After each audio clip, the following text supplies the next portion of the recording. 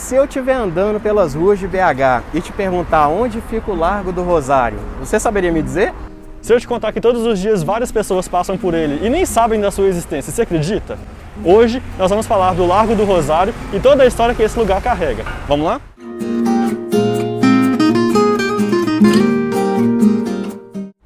É aqui na Rua da Bahia, esquina com a Timbiras, que a gente vai começar o vídeo. Hoje a gente vai falar de um capítulo muito triste na história de Belo Horizonte. Mas quem vai contar essa história pra gente é a professora de História, Marcelina Almeida, lá da UENG. Primeiramente, obrigado, Marcelina, por estar aqui com a gente, falar dessa história aí muito interessante que muita gente não conhece, né? Eu que agradeço o convite.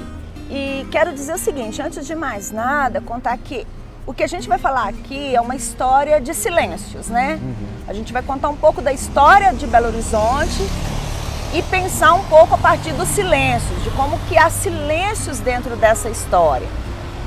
E que vem sendo recuperado através de projetos de pesquisa muito interessantes. Um deles conduzido pelo Padre Mauro, lá do Muquifo, que é o Museu de Quilombos e Favelas Urbanos, em parceria com alguns outros pesquisadores, dentre eles o Alex Boer, lá do Instituto Federal de Minas Gerais, lá de Ouro Preto, que tem um projeto lindo que se chama Paisagens Pitorescas, né? Que é para tentar recuperar essas paisagens e essas histórias que estão às vezes silenciadas por essas diversas camadas que a cidade vai, né, se colocando na medida no passar do tempo. Aqui, de modo específico, a história que a gente vem tentando trazer de volta, né, emergir do passado, é a história da população preta, da população negra, que vivia aqui no Arraial, onde se construiu Belo Horizonte. Então, Marcelina, esse lugar que a gente conhece tão bem aqui era totalmente diferente. Como é que era isso daqui na época do Curral del Rei? Completamente diferente. Aqui, exatamente nesse cruzamento onde nós estamos, estava a Capela de Nossa Senhora do Rosário dos Homens Pretos. Se a gente virar para trás aqui, onde está esse prédio, esse sobrado, ali atrás estaria o cemitério religioso, que foi autorizado, inclusive, né, em Portugal, para que existisse esse cemitério aqui para essa população preta que frequentava essa igreja. E toda essa parte aqui embaixo, que envolve Avenida Álvares Cabral, Guajajaras, era o Largo do Rosário, né, onde estaria, né, esse território sagrado pertencente a essa irmandade, a essa capela. Impressionante, né? E eles demoliram tudo só para construir a nova capital. Por que eles não puderam manter esse Largo do Rosário do jeito que ele era? O projeto de construção da nova capital é um projeto que, dentro da sua metodologia e da sua temática, incluía a instauração de novos tempos, né? Novos tempos representando a República e também novos espaços, novas construções. Então, tudo que estava dentro do perímetro da Avenida do Contorno, antiga 17 de dezembro, estava fadado à demolição, né? A própria matriz de Nossa Senhora da Boa Viagem também, né, foi demolida e a capela que existia aqui igualmente. Uma coisa que a gente viu nas pesquisas, Marcelina, foi que houve um acordo, né, para a demolição da Capela do Rosário e a construção de uma nova igreja para essa comunidade, né? Exatamente. Só que não foi muito bem isso que aconteceu, não, né? Você pode falar um pouquinho isso pra gente? A capela, a nova capela, substituindo a que existia, que até foi construída, né? Ela existe até hoje. Mas não aqui, né? Não aqui. Ela está situada num outro ponto da cidade. É aquela capelinha, gente, aquela igrejinha pequenininha ali na Amazonas com São Paulo, né? Isso, que normalmente as pessoas até conhecem como Capela de Santo Antônio, né? Mas ela é a Capela do Rosário. O fato é que ela já não mais seria a Capela de Nossa Senhora do Rosário dos Homens Pretos. Ela é só a Capela do Rosário. Por que teve essa exclusão? Isso muda muito, né? É uma mudança, inclusive, de perspectiva, inclusive dos pressupostos da Igreja Católica naquele momento, de criar esse afastamento, né?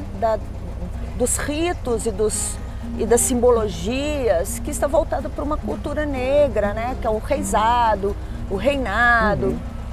Era muito comum aqui no Largo do Rosário acontecer. As festas, Isso nas pesquisas. essas festas de tradição africana, elas estavam presentes aqui nesse local. Fazia parte da comunidade. Né? E quando a capelinha foi inaugurada lá em 1897, em setembro de 1897... 3 meses antes, né, da inauguração de Belo Horizonte. Isso, a ideia era que ali também se pudesse fazer as festas com essa tradição africana, afro-brasileira.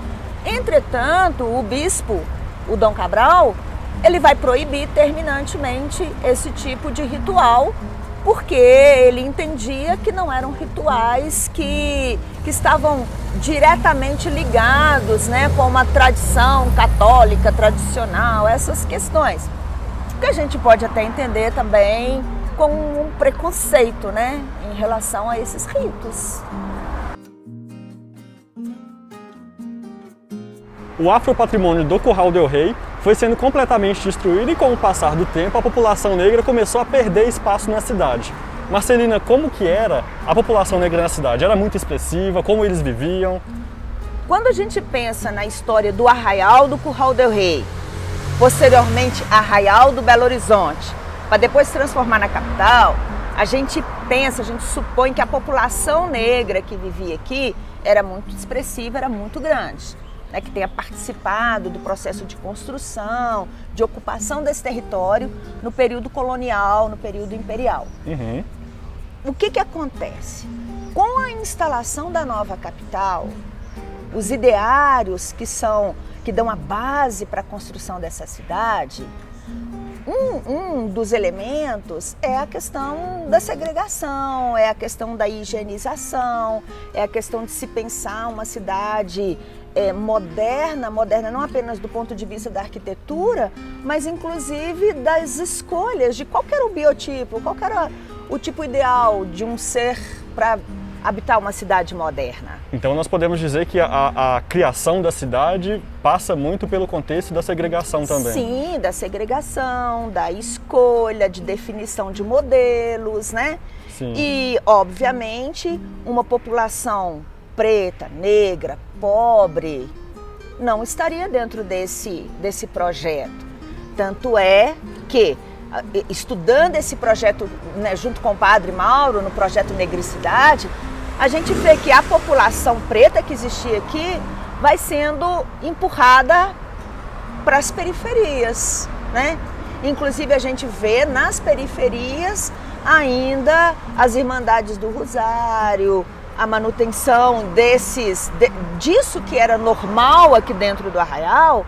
Com a instalação da capital, essa população vai sendo excluída, porque para viver aqui existia um tipo ideal dentro dessa perspectiva de projeto, então, de uma nova cidade. Sim, a partir desse ponto que você traz, a gente consegue entender, então, a dinâmica da cidade até hoje, né? Isso. O passado, estudar o passado, entender como é que essa lógica nos permite compreender o que é a cidade hoje, Sim. né? Então, quando a gente chama as pessoas para perceber que aqui nesse lugar, aqui nesse espaço, nós temos elementos de uma história que fala da população preta, da população negra, pobre que vivia aqui, a gente está tentando recuperar elementos, que é aquilo que eu disse no início, dos esquecimentos, né? Sim. Então a história, quando a gente vai até o passado e busca, a gente está tentando trazer, né, elementos que nos permitam compreender essa dinâmica e entender que a cidade não é só isso que está aqui, é mais.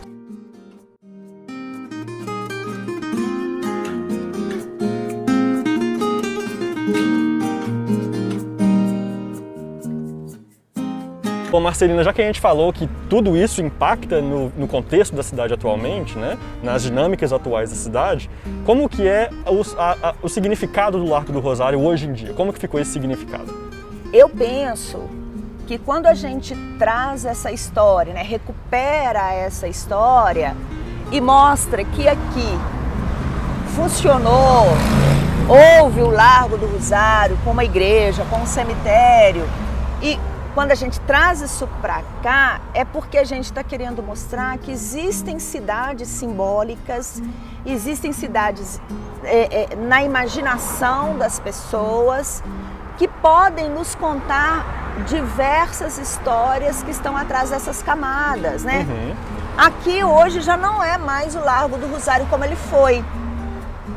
Não dá para trazer isso de volta, recuperar na sua essência. Sim. Mas simbolicamente, na medida em que a gente afirma esse lugar como um lugar de representação de uma cultura ou de uma comunidade negra, a gente está tentando mostrar que é possível pensar sobre essa história do silêncio, mas também permitir que as pessoas conheçam uma história que está escondida, né? Que está escondida sob o asfalto. Sim, por mais essa é a ideia. Por mais que a estrutura física não exista, o significado se mantém até hoje. Né? Isso. A gente, inclusive, gosta de chamar isso aqui, todo esse espaço, de Largo do Rosário.